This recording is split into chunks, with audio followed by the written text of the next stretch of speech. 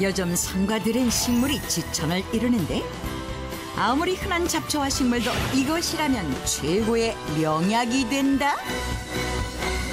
헌터 보고서 제2화 내 몸을 지키는 생명진액 효소. 효소 덕분에 제가 살아났습니다. 평생 먹어야 될 보약이고 생명수니까요. 효소로 살아났다는 사람들, 그 기적의 효소엔 어떤 비법이 숨겨져 있는 걸까요?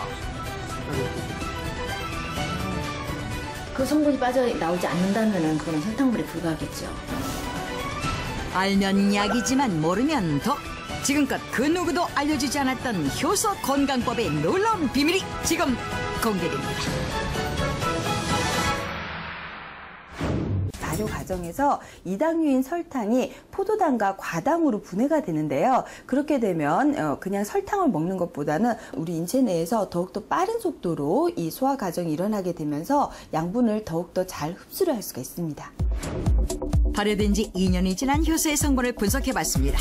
실제로 설탕이 소화작용 등을 돕는 포도당과 과당으로 분해되어 있는 것을 확인할 수 있었습니다.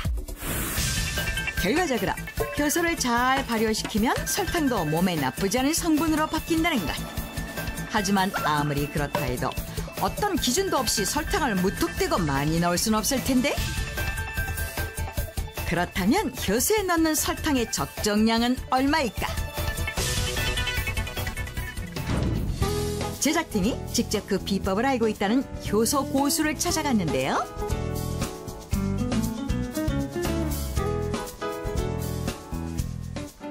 효소 고수가 가장 먼저 보여준 것은 아예 방 전체를 떡하니 차지하고 있는 효소 항아리들.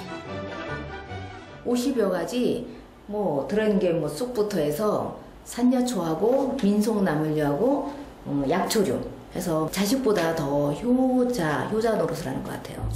다양한 재료로 만들었을 뿐 아니라 만든 지 몇 개월 된 효소부터 무려 7년 된 효소까지 기간도 다양했는데요. 과연 효소 전문가인 그녀의 효소엔 어떤 비법이 있을까요?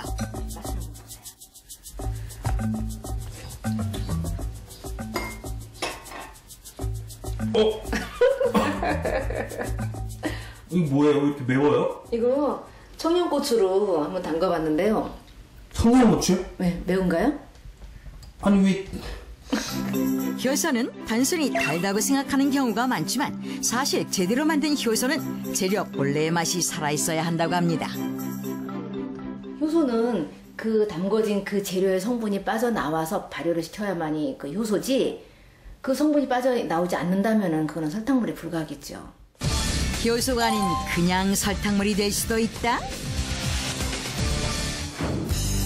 그렇다면 어떻게 해야 설탕물이 아닌 제대로 된 효소를 담글 수 있을까? 그 해답은 재료와 설탕의 비율에 있다는데. 매실의 씨는 분해가 안 되기 때문에, 발효가 안 되기 때문에 매실의 씨 양만큼은 설탕을 덜 넣어야죠. 일반 가정에서는 효소를 담근 지 3개월에서 6개월만 지나면 먹기 때문에 단순히 재료의 무게에 맞춰 1대1로 설탕을 넣으면 그동안 설탕이 다 발효되지 않아 설탕물을 먹게 될 수도 있다고 하는데요. 그래서 효소를 만들 땐 항상 재료에 따른 설탕의 양을 잘 따져봐야 한답니다. 현재 설탕량 1대1에 넣는 양의 60~70%만 넣어줘도 발효하는 데 지장이 없다는 얘기죠. 그렇다면 재료마다 설탕량을 어떻게 달리해야 할까? 생잎이나 풀 종류로 효소를 담글 때는 재료 무게 80%의 설탕을 넣고, 열매는 수분이 많고 씨가 있기 때문에 60에서 70% 정도를 넣어줍니다. 하지만 진짜 어려운 것은 바로 수분이 없는 재료. 이런 재료는 어떻게 효소로 만들까요? 수분이 없어서 발효 자체가 일어나지 않기 때문에 설탕만으로는 효소가 되지 못하는 슬픈 운명. 하지만 효소 고수는 말린 칡과 설탕 외에 또 다른 것을 넣어 효소를 만든다는데요. 병 속에 잔뜩 들어가는 이 하얀 것의 정체는 과연 뭘까요? 지금 칡하고 뭘 집어넣는 거예요? 배예요. 먹는 배. 그녀가 효소에 배를 넣는 까닭은 뭘까요? 다른 사람들은 물이 없는 거는 그 설탕물을 끓여서 넣는다고 하더라고요. 근데 저는 효소에는 물이 들어가면 안 되잖아요. 그래서 물이 많은 배를 사용을 해요.